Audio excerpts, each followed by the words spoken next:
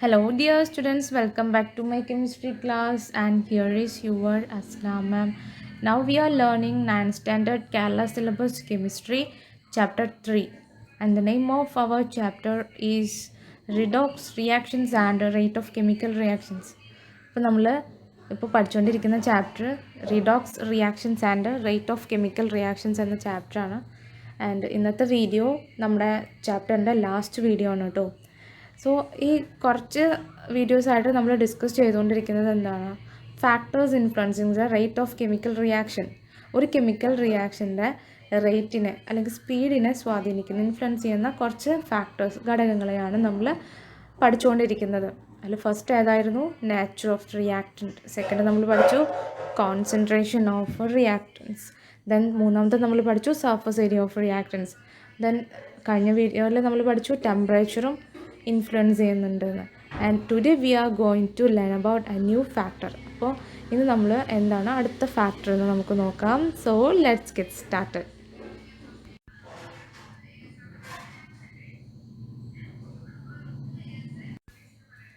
ഇന്നത്തെ ക്ലാസ്സിൽ നമ്മൾ പഠിക്കാൻ പോകുന്നത് catalyst and rate of chemical reactions. Catalyst and rate of chemical reaction, ഇതെവിടെയെങ്കിലും നിങ്ങൾ കേട്ടിട്ടുണ്ടോ കാറ്റലിസ്റ്റ് എന്ന വേർഡ്? അപ്പോൾ ഇത് നമ്മൾ എന്താണ് കാറ്റലിസ്റ്റ് എന്ന് പഠിക്കും. ആൻഡ് ഈ കാറ്റലിസ്റ്റ് എങ്ങനെയാണോ ഒരു കെമിക്കൽ റിയാക്ഷൻ്റെ റേറ്റിനെ ഇൻഫ്ലുവൻസ് ചെയ്യുന്നതെന്ന് നമുക്ക് നോക്കാം. Okay, first hydrogen peroxide H2O2, അതൊരു കോമ്പൗണ്ടാണ് which undergoes decomposition. Hydrogen peroxide is a compound which undergoes decomposition. Hydrogen peroxide എന്ന് പറഞ്ഞ കോമ്പൗണ്ട് ഡീകമ്പോസിഷൻ ചെയ്യുന്ന ഒരു കോമ്പൗണ്ടാണ്. പെട്ടെന്ന് അത് വിഘടിച്ച് വാട്ടറും അതുപോലെ വാട്ടറും ആൻഡ് ഓക്സിജനായിട്ട് കൺവേർട്ട് ചെയ്യും. എന്തെങ്കിലും മനസ്സിലായോ? Usually it's aqueous solution is used in chemical reaction. അപ്പോൾ ഈ ഹൈഡ്രജൻ പെറോക്സൈഡ് എന്ന കോമ്പൗണ്ടിൻ്റെ ലിക്വിഡ് സ്റ്റേറ്റിലുള്ള സൊല്യൂഷനാണ് നമ്മൾ എന്തിന് കെമിക്കൽ റിയാക്ഷനൊക്കെ ചെയ്യുമ്പോൾ ഉപയോഗിക്കാറ്. The chemical equation of its decomposition is below.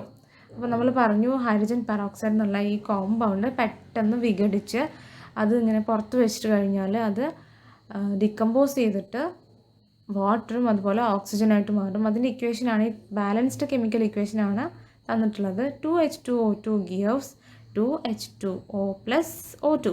H2O2 നമുക്കറിയാം ഹൈഡ്രജൻ പെറോക്സൈഡ്.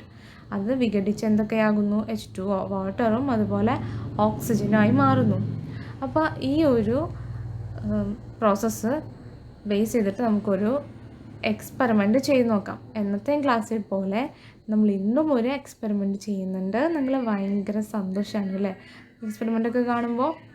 സോ നമുക്ക് നോക്കാം ഈ എക്സ്പെരിമെൻറ്റിന് ആവശ്യമായ സാധനങ്ങൾ എന്തൊക്കെയാണ്. Materials required. നമുക്ക് ഹൈഡ്രജൻ പെറോക്സൈഡ് വേണം, H2O2. പിന്നെ വേണ്ടത് ഇൻസെൻസ് സ്റ്റിക്ക്, ചന്ദനത്തിരി വേണം, ടെസ്റ്റ് ട്യൂബ് വേണം, മാംഗനീസ് ഡയോക്സൈഡ് MnO2 അതും വേണം. പിന്നെ നമ്മൾ ചെയ്യുന്ന പ്രൊസീജിയർ എന്താണെന്ന് വെച്ചാൽ take some hydrogen peroxide in a test tube. അത് നമ്മൾ കുറച്ച് ഹൈഡ്രജൻ പെറോക്സൈഡിൽ ഒരു ടെസ്റ്റ് ട്യൂബിലിടുന്നു. എന്നിട്ട് show a glowing incense stick into the test tube. പിന്നെ നമ്മൾ ചെയ്യുന്നത് ഒരു ഗ്ലോയിങ് ഇൻസെൻസ് സ്റ്റിക്ക് ആ ടെസ്റ്റ് ട്യൂബിൻ്റെ മുകളിൽ ഇങ്ങനെ വെക്കണം. എന്ന് വെച്ചാൽ എരിയുന്ന ചന്ദനത്തിരി, നമ്മൾ സാധാ ചന്ദനത്തിരി കത്തിച്ച് ഉപയോഗിക്കില്ലേ, അപ്പോൾ ആ തുമ്പത്ത് ചെറുതായിട്ട് തീയുടെ കനലുണ്ടായിരിക്കുമല്ലോ, അതിങ്ങനെ അങ്ങനെയുള്ള ചന്ദനത്തിരി ഈ ടെസ്റ്റ് ട്യൂബിൻ്റെ മുകളിലേക്ക് ഇങ്ങനെ വെക്കുക, ഉള്ളിൽ വയ്ക്കുക. അപ്പോൾ എന്താണ് സംഭവിക്കുന്നതെന്നാണ് നമ്മൾ ഫസ്റ്റ് ഒബ്സർവ് ചെയ്യേണ്ടത്.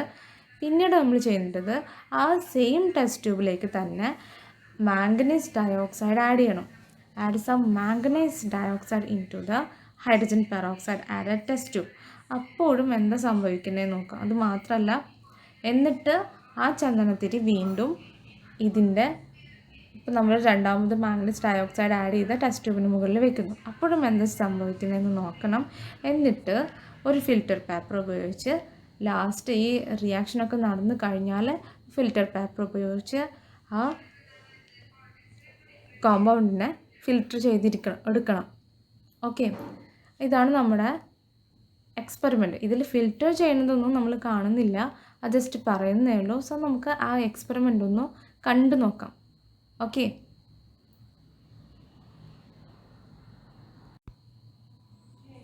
അപ്പോൾ നമ്മുടെ എക്സ്പെരിമെൻറ്റിന് ആവശ്യമായ സാധനങ്ങൾ ഹൈഡ്രജൻ പെറോക്സൈഡ്, മാംഗനീസ് ഡയോക്സൈഡ്, ഒരു ടെസ്റ്റ് ട്യൂബ്, ഒരു സ്പാച്ചുല സ്പൂൺ പോലത്തെ സംഭവമാണ് കേട്ടോ, ദെൻ ടെസ്റ്റ് ട്യൂബ് ഹോൾഡർ, പിന്നെ വേണ്ടത് ലൈറ്റർ, ഒരു ചന്ദനത്തിരി. ഈ ഹൈഡ്രജൻ പെറോക്സൈഡ് എന്ന് പറയുന്നത് വളരെ റിയാക്റ്റീവ് ആയിട്ടുള്ളതാണ്. അതിന് നമ്മൾ എപ്പോഴും ബ്ലാക്ക് ബോട്ടിലിനാണ് വെക്കുന്നത്, കാരണം അത് ഫോട്ടോ കെമിക്കൽ റിയാക്ഷൻ സംഭവിക്കും. നമ്മൾ പഠിച്ചിട്ടുണ്ട്, സൺലൈറ്റ് തട്ടിക്കഴിഞ്ഞാൽ അത് പെട്ടെന്ന് വേറെ പ്രൊഡക്ട്സായി മാറുന്ന കെമിക്കൽസൊക്കെ നമ്മൾ ഇങ്ങനെ ബ്ലാക്ക് ബോട്ടിലാണ് സൂക്ഷിച്ച് വെക്കാറ്. അത് തുറന്ന് വെച്ച് കഴിഞ്ഞാൽ പെട്ടെന്ന് ഡീകമ്പോസ് ചെയ്യും. ഈ ഹൈഡ്രജൻ പെറോക്സൈഡ് പെട്ടെന്ന് ഡീകമ്പോസ് ചെയ്തിട്ട് വാട്ടറും ഓക്സിജനായി മാറുന്നു. ഇനി ഇതിൽ നിന്ന് കുറച്ച് ഹൈഡ്രജൻ പെറോക്സൈഡ് നമ്മൾ ടെസ്റ്റ് ട്യൂബ് ഹോൾഡറിൽ പിടിച്ചിട്ട് ടെസ്റ്റ് ട്യൂബിലേക്ക് ഒഴിക്കുന്നു കുറച്ച്. ഓക്കെ, ഇതാണ് നമ്മൾ ചെയ്യുന്ന എക്സ്പെരിമെൻറ്റ്.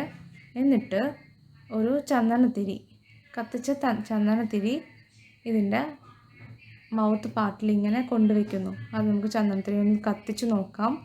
എന്നിട്ട് കണ്ടോ, എന്തെങ്കിലും സംഭവിക്കുന്നുണ്ടോ? അതിൻ്റെ ഉള്ളിൽ വെക്കുമ്പോൾ ഒന്നും സംഭവിക്കുന്നത് നമ്മൾ കാണുന്നില്ല. കണ്ടോ, ആ ചന്ദനത്തിരി അതുപോലെ തന്നെയുണ്ട്. അതിൻ്റെ തുമ്പ് ഭാഗം ചെറുതായിട്ട് ഗ്ലോ ചെയ്യുന്നുണ്ടെന്ന് മാത്രം. ഓക്കെ, ഇനി നമ്മൾ അടുത്ത കോമ്പൗണ്ട് കൂടി അതിലിടുന്നു. അതെന്താ? Manganese dioxide. മാംഗനീസ് ഡയോക്സൈഡിന് ബ്ലാക്ക് കളറാണ് കേട്ടോ. അതിൻ്റെ കുറച്ച് സ്പാച്ചുലയിൽ കുറച്ച് എടുത്തിട്ട് ഈ ടെസ്റ്റ് ട്യൂബിലേക്ക് ഇടുന്നു. ഹൈഡ്രജൻ പെറോക്സൈഡ് എടുത്ത ടെസ്റ്റ് ട്യൂബിലേക്ക് ഇടുന്നു.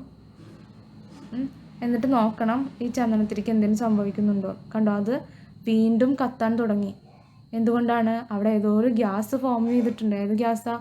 ഹൈഡ്രജൻ പെറോക്സൈഡ് വിഘടിച്ച് വാട്ടറും ഓക്സിജനായിട്ട് മാറുന്നുണ്ട്. ആ ഓക്സിജൻ ഗ്യാസാണ് പുറത്ത് പോകുന്നത്. ഓക്സിജനെ നമുക്കറിയാം കത്താൻ സഹായിക്കുന്ന ഗ്യാസാണ്. അപ്പോൾ അതുകൊണ്ട് ഈ ഗ്ലോയിങ് ഇൻസെൻസ് സ്റ്റിക്ക് വീണ്ടും കത്താൻ തുടങ്ങുന്നു. സോ ഇതാണ് നമ്മുടെ എക്സ്പെരിമെൻറ്റ്. ഓക്കെ, അപ്പം നമ്മുടെ എക്സ്പെരിമെൻ്റൊക്കെ നമ്മൾ കണ്ടു കഴിഞ്ഞു. ഇനി നമ്മൾ ഒരു പ്രൊസീജിയർ കൂടെ ഇവിടെ ബാക്കിയുണ്ടല്ലോ. അപ്പം നമ്മൾ എന്താ കണ്ടത്? ആദ്യം ഹൈഡ്രജൻ പെറോക്സൈഡ് എടുത്ത ടെസ്റ്റ് ട്യൂബിൽ ഇൻസെൻസ് സ്റ്റിക്ക് കാണിച്ചപ്പോൾ, ചന്ദനത്തിരി കാണിച്ചപ്പോൾ അതിന് ഒരു മാറ്റവും സംഭവിച്ചില്ല. പക്ഷെ അതേസമയം ആ സെയിം ടെസ്റ്റ് ട്യൂബിലേക്ക് കുറച്ച് മാംഗനീസ് ഡയോക്സൈഡ് ഇട്ട് കൊടുത്ത് വീണ്ടും ചന്ദനത്തിരി കാണിച്ചപ്പോൾ ചന്ദനത്തിരി വീണ്ടും കത്താൻ തുടങ്ങി, നമ്മൾ കണ്ടു. അപ്പോൾ ഇവിടെ എന്താ സംഭവിച്ചത്? ഈ മാംഗനീസ് ഡയോക്സൈഡ് ഇട്ടപ്പോൾ അവിടുത്തെ റിയാക്ഷൻ അവിടെ കൂടി, കെമിക്കൽ റിയാക്ഷൻ അവിടെ കൂടി. അവിടെ ഏത് ഗ്യാസാണ് ഫോം ചെയ്തത്? മാംഗനീസ് ഡയോക്സൈഡ് ഇട്ടപ്പോൾ ഓക്സിജൻ തന്നെ ഫോം ചെയ്തു. അതുകൊണ്ടാണ് കത്താൻ സഹായിച്ചത്. അപ്പോൾ ഇനി നമ്മൾ ചെയ്യേണ്ടത് ഒരു last procedure, filter paper use ചെയ്തിട്ട് ഈ സൊല്യൂഷനെ കംപ്ലീറ്റ് ആയിട്ട് ഫിൽറ്റർ ചെയ്തെടുക്കുക. ഓക്കെ, ഇങ്ങനെ മറ്റൊരു ടെസ്റ്റ് ട്യൂബിലേക്ക് ഒരു ഫിൽറ്റർ പേപ്പർ വെച്ചിട്ട് ഇതിങ്ങനെ അരച്ച് മാറ്റും. നമ്മൾ ചായ പിണ്ടി അരച്ച് മാറ്റില്ലേ, അതുപോലെ ഫിൽറ്റർ പേപ്പർ ഉപയോഗിച്ച് ഫിൽറ്റർ ചെയ്ത് നോക്കാം. അപ്പോൾ ആ ഫിൽറ്ററിൽ ഉണ്ടായിരിക്കുന്ന സംഭവം എന്താണെന്നറിയോ? നമുക്ക് നോക്കാം. The substance remaining in the filter paper is manganese dioxide itself. അപ്പോൾ നമ്മൾ ഈ കണ്ട ബ്ലാക്ക് കളറായിട്ട് തന്നിട്ടുള്ള ആ മാംഗനീസ് ഡയോക്സൈഡ് ടെസ്റ്റ് ട്യൂബിൽ ഇട്ടില്ലേ, അത് ആ സൊല്യൂഷൻ വീണ്ടും ഫിൽറ്റർ പേപ്പറിലൂടെ ഇങ്ങനെ അരിച്ചെടുത്ത് നോക്കിയാൽ നമുക്ക് ആ ഫിൽറ്റർ പേപ്പറിൻ്റെ മുകളിൽ മാംഗനീസ് ഡയോക്സൈഡ് ഇരിക്കുന്നത് കാണാൻ കഴിയും. അവിടെ നിന്ന് നിങ്ങൾക്ക് എന്തെങ്കിലും മനസ്സിലായതോ? When examined carefully, it becomes clear that there is no change in its amount or property.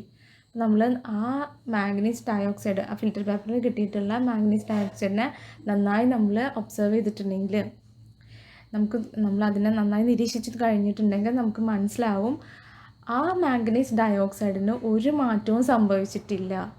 അതിൻ്റെ പ്രോപ്പർട്ടി മാറിയിട്ട്, അതിൻ്റെ സ്വഭാവം മാറിയിട്ടില്ല. അതിൻ്റെ എമൗണ്ടിൽ എത്രയാണോ നമ്മൾ മാംഗനീസ് ഡയോക്സൈഡ് ഇട്ടത്, എത്ര ഗ്രാമാണോ ഇട്ടത്, അത്ര തന്നെ അതിൽ കാണും. അതിനൊരു മാറ്റവും സംഭവിച്ചിട്ടില്ല. അപ്പോൾ ഇവിടെ നിന്ന് നമുക്ക് എന്തെങ്കിലും മനസ്സിലായോ? അതുമാത്രമല്ല, ഈ മാംഗനീസ് ഡയോക്സൈഡ് ഉള്ള കാരണമാണ് അവിടെ കെമിക്കൽ റിയാക്ഷൻ കൂടിയത് ആണല്ലോ. The presence of manganese dioxide has increased the rate of reaction. ശരിയല്ലേ? ഈ മാംഗനീസ് ഡയോക്സൈഡ് ഉള്ള കാരണമാണ് അവിടുത്തെ റേറ്റ് ഓഫ് റിയാക്ഷൻ കൂടിയത്.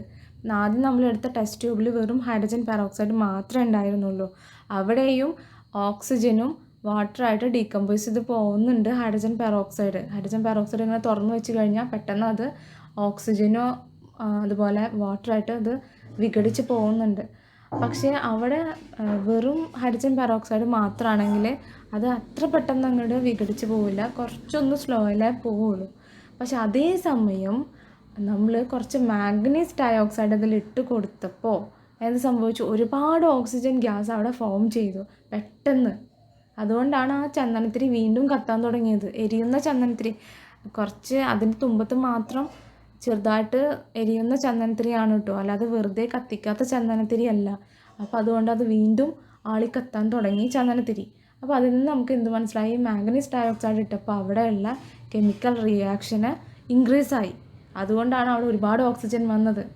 ഓക്കെ. പക്ഷേ അതേസമയം ഈ മാംഗനീസ് ഡയോക്സൈഡ് നമ്മൾ ഫിൽറ്റർ ചെയ്തെടുത്ത് നോക്കിയപ്പോൾ ഈ മാംഗനീസ് ഡയോക്സൈഡിന് ഒരു മാറ്റവും സംഭവിച്ചിട്ടില്ല.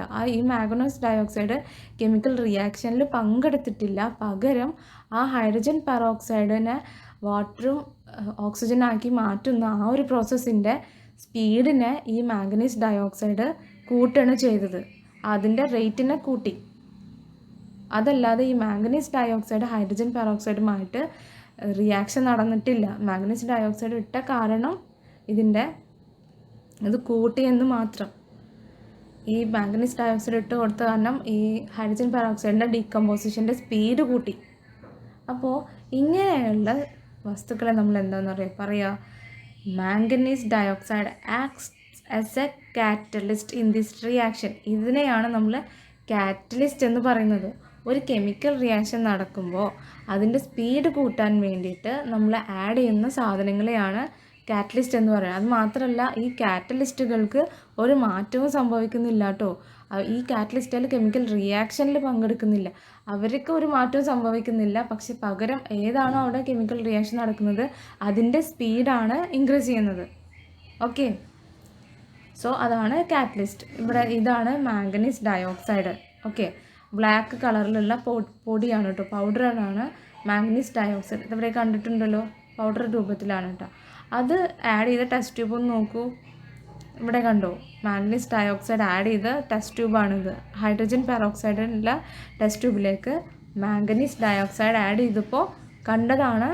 എന്നിട്ട് അതിൻ്റെ മുകളിൽ എരിയുന്ന ചന്ദനത്തിരി കത്തിച്ച് വെച്ചപ്പോൾ, എരിയുന്ന ചന്ദനത്തിരി കാണിച്ചപ്പോൾ അത് വീണ്ടും ആളിക്കത്താൻ തുടങ്ങി. അതേസമയം വെറും ഹൈഡ്രജൻ പെറോക്സൈഡ് മാത്രമുള്ളതിൽ പെട്ടെന്നൊന്നും തീരെ നമുക്ക് ഒരു മാറ്റവും കാണാൻ പറ്റിയില്ല ചന്ദനത്തിരി വെച്ചപ്പോൾ. അതേസമയം ഇതിൽ മാംഗനീസ് ഡയോക്സൈഡ് ഇട്ടപ്പോൾ ഈ ഹൈഡ്രജൻ പെറോക്സൈഡ് എന്ത് സംഭവിച്ചു? ഹൈഡ്രജൻ പെറോക്സൈഡ് ഇട്ടപ്പോൾ അതിൻ്റെ കെമിക്കൽ റിയാക്ഷൻ ഇൻക്രീസായി, റേറ്റ് കൂടിയപ്പോൾ അവിടെ ഒരുപാട് ഓക്സിജൻ വരാൻ തുടങ്ങി. അതുകൊണ്ട് വീണ്ടും ഗ്ലോയിങ് ഇൻസെൻസ് സ്റ്റിക്ക് വീണ്ടും കത്താൻ തുടങ്ങി. ഓക്കെ. So catalyst. അപ്പോൾ മാംഗനീസ് ഡയോക്സൈഡ് നമ്മൾ എന്ത് പേര് വിളിച്ചു? കാറ്റലിസ്റ്റ് എന്ന്. അപ്പോൾ ഈ കാറ്റലിസ്റ്റ് എന്ന് പറഞ്ഞാൽ എന്താ? Catalysts are substances which alter the rate of chemical reactions without themselves undergoing any permanent chemical change. ഇവിടെ ഈ കാറ്റലിസ്റ്റുകൾ എന്ന് പറഞ്ഞാൽ അതൊരു വസ്തുക്കളാണ്. അവർ കെമിക്കൽ റിയാക്ഷൻ്റെ സ്പീഡിനെ ചേഞ്ച് വരുത്തുന്നു. അവർ without themselves undergoing any permanent chemical change. അവരുടെ പ്രോപ്പർട്ടിക്ക്, അവരുടെ സ്വഭാവത്തിനൊന്നും ഒരു മാറ്റവും സംഭവിക്കുന്നില്ല. അവരെ കെമിക്കലി ഒന്നും ചേഞ്ച് ആവുന്നില്ല. പക്ഷേ അവർക്കൊരു മാറ്റം സംഭവിക്കുന്നില്ല. പക്ഷേ അവർ മറ്റുള്ള കെമിക്കൽ റിയാക്ഷൻ്റെ റേറ്റിനെ കൂട്ടുകയാണ് ചെയ്യുന്നത്. അങ്ങനെയുള്ള വസ്തുക്കളെ പറയുന്നതാണ് കാറ്റലിസ്റ്റ് എന്ന്. Okay. In this reaction, manganese dioxide acted as a catalyst by increasing the rate of reaction. Such catalysts are called positive catalyst. അപ്പോൾ ഈ റിയാക്ഷൻ നോക്കുകയാണെങ്കിൽ ഹൈഡ്രജൻ പെറോക്സൈഡിൻ്റെ ഡിക്കമ്പോസിഷൻ നോക്കുകയാണെങ്കിൽ അതിൽ മാംഗനീസ് ഡയോക്സൈഡ് ആഡ് ചെയ്തപ്പോൾ അവിടെ ഹൈഡ്രജൻ പെറോക്സൈഡിൻ്റെ ഡിക്കമ്പോസിഷൻ്റെ റേറ്റ് കൂട്ടുകയാണ് ചെയ്തത്. അപ്പോൾ ഇങ്ങനെയുള്ള കാറ്റലിസ്റ്റുകളെ പറയുന്നതാണ് ഈ റിയാക്ഷൻ്റെ സ്പീഡ് കൂട്ടുന്ന കാറ്റലിസ്റ്റിന് പറയുന്നതാണ് പോസിറ്റീവ് കാറ്റലിസ്റ്റ് എന്ന്. ഇവിടെ സ്പീഡ് കൂട്ടുകയല്ലേ ചെയ്തത്, അതുകൊണ്ട് അതിനെ പോസിറ്റീവ് കാറ്റലിസ്റ്റ് എന്ന് പറയുന്നു.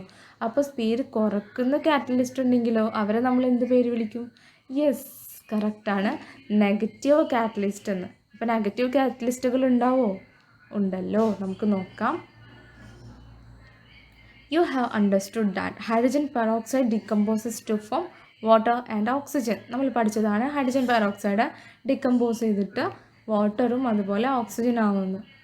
Then isn't it necessary to reduce the rate of decomposition of hydrogen peroxide during its storage? അപ്പോൾ നമ്മൾ ഈ ഹൈഡ്രജൻ പെറോക്സൈഡ് ലാബിലൊക്കെ എടുത്തു വെക്കുമ്പോൾ ഇതിങ്ങനെ പെട്ടെന്ന് ഇങ്ങനെ ഡീകമ്പോസ് ചെയ്ത സാധനമാണെങ്കിൽ ഇത് പെട്ടെന്ന് ഇങ്ങനെ വിഘടിച്ച് പോയി കഴിഞ്ഞാൽ ഈ ഹൈഡ്രജൻ പെറോക്സൈഡ് എന്നുള്ള കോമ്പൗണ്ട് നമ്മൾ എങ്ങനെ സൂക്ഷിച്ച് വെക്കുക? എങ്ങനെ സൂക്ഷിച്ച് വെക്കും?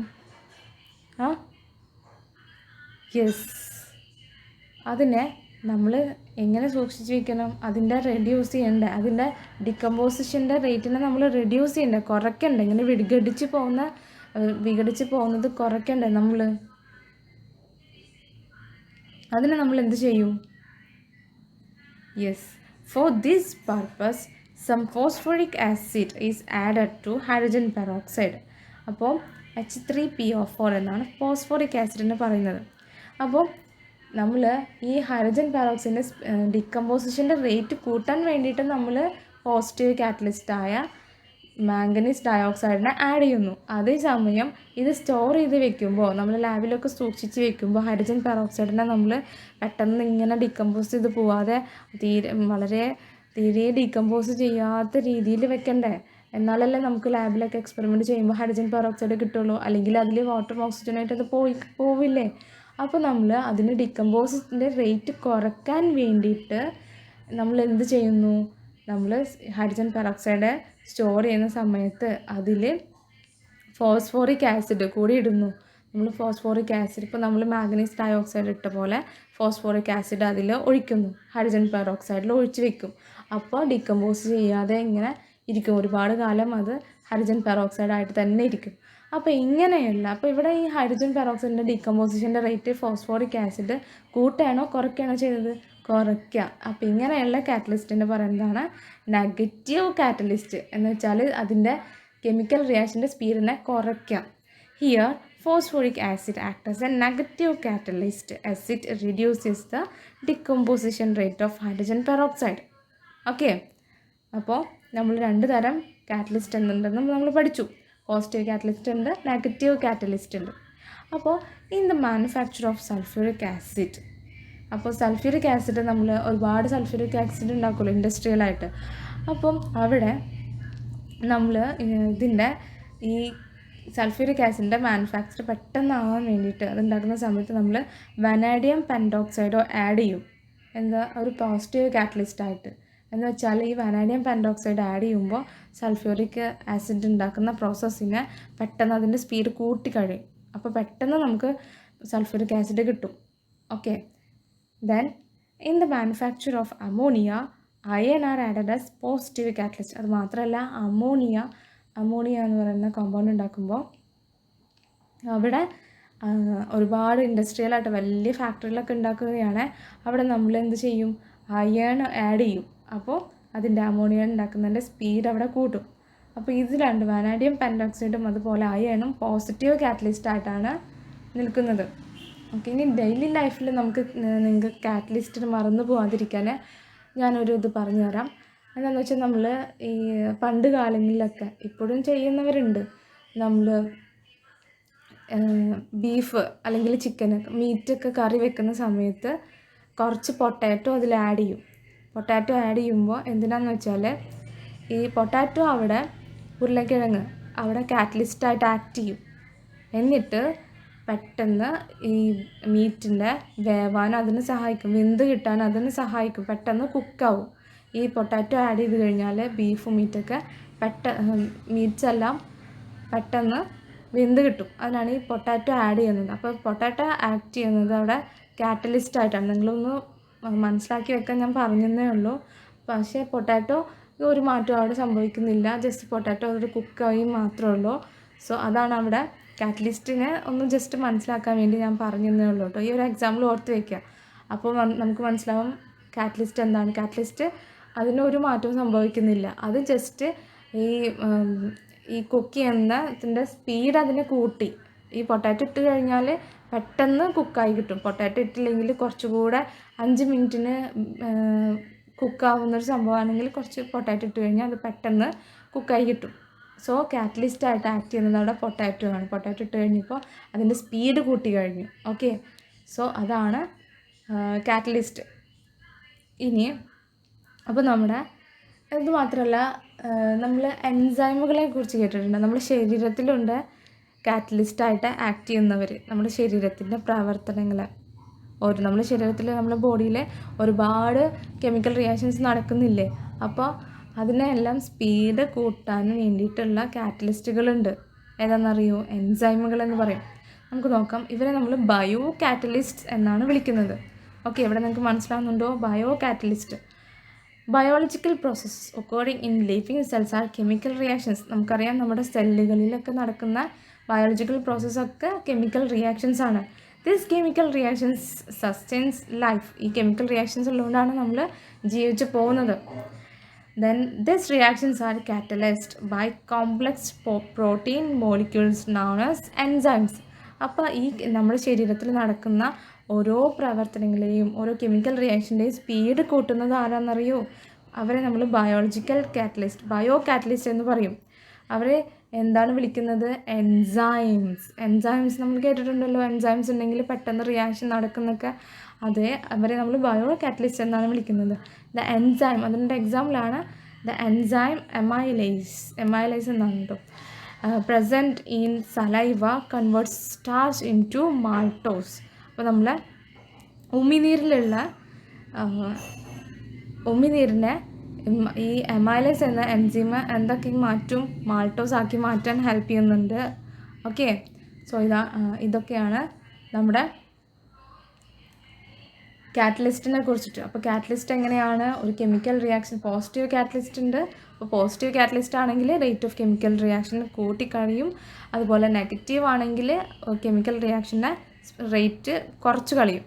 ഓക്കെ, ഇനി അപ്പോൾ നമ്മൾ ഏതൊക്കെ ഫാക്ടേഴ്സാണ് നമ്മൾ പഠിച്ചത്? അപ്പോൾ ഇത്രയും ഫാക്ടേഴ്സാണ് ഒരു റേറ്റ് ഓഫ് കെമിക്കൽ റിയാക്ഷനെ ഇൻഫ്ലുവൻസ് ചെയ്യുന്നത്. ഏതൊക്കെയാണ്? ഫസ്റ്റ് നമ്മൾ പഠിച്ചു nature of the reactants. Then റിയാക്ടൻ്റെ സ്വഭാവം അനുസരിച്ചിരിക്കും. ദെൻ രണ്ടാമത് നമ്മൾ പഠിച്ചത് concentration of the reactant. Concentration കൂടുമ്പോൾ അതിലുള്ള ഇഫക്റ്റീവ് കൊളിഷൻസ് കൂടുന്നു. കൊളിഷൻ തിയറി ഓർമ്മയുണ്ടല്ലോ. അപ്പോൾ അവിടെയുള്ള ത്രെഷോൾഡ് എനർജിനേക്കാളും കൂടിയിട്ടുള്ളതിന് മാക്സിമം ഒരുപാട് കൊളിഷൻസ് നടക്കുന്നു. അപ്പോൾ ഒരുപാട് പ്രോഡക്ട്സ് ഫോം ചെയ്യുന്നു കോൺസെൻട്രേഷൻ്റെ കേസിൽ. അതുപോലെ തന്നെ സർഫസ് ഏരിയ കൂടുമ്പോഴും റിയാക്ഷൻ്റെ സ്പീഡ് കൂടുന്നുണ്ട്. ദെൻ ടെമ്പറേച്ചർ കൊടുക്കുമ്പോൾ അതിൻ്റെ റേറ്റ് കൂടുന്നുണ്ട്, നമ്മൾ പഠിച്ചു. അതുപോലെ പ്രസൻസ് ഓഫ് കാറ്റലിസ്റ്റ്. ഓരോ കാറ്റലിസ്റ്റിൻ്റെ പ്രസൻസ് ഉണ്ടെങ്കിലും റേറ്റ് ഓഫ് കെമിക്കൽ റിയാക്ഷൻ കൂടുകയും കുറയുകയൊക്കെ ചെയ്യുന്നുണ്ട്. ഓക്കെ, സോ ഇതൊക്കെയാണ് factors influencing the rate of chemical reactions. അപ്പോൾ നമ്മുടെ ഈ ചാപ്റ്റർ ഇവിടെ കഴിഞ്ഞിരിക്കുകയാണ്. So that's all about today's class. അപ്പോൾ നിങ്ങൾ ഇനി നെക്സ്റ്റ് ക്ലാസ്സിൽ നമുക്ക് കാണാം കേട്ടോ. പുതിയ ചാപ്റ്റർ പീരിയോഡിക് ടേബിൾ നമുക്ക് നെക്സ്റ്റ് ക്ലാസ്സിൽ സ്റ്റാർട്ട് ചെയ്യാം. ഓക്കെ, അപ്പോൾ മിസ്സിൻ്റെ ക്ലാസ് ഇഷ്ടപ്പെടുകയാണെങ്കിൽ നിങ്ങൾ ലൈക്ക് ചെയ്യുക, സബ്സ്ക്രൈബ് ചെയ്യുക, ഷെയർ ചെയ്യുക ഫ്രണ്ട്സിന്. So thanks for watching.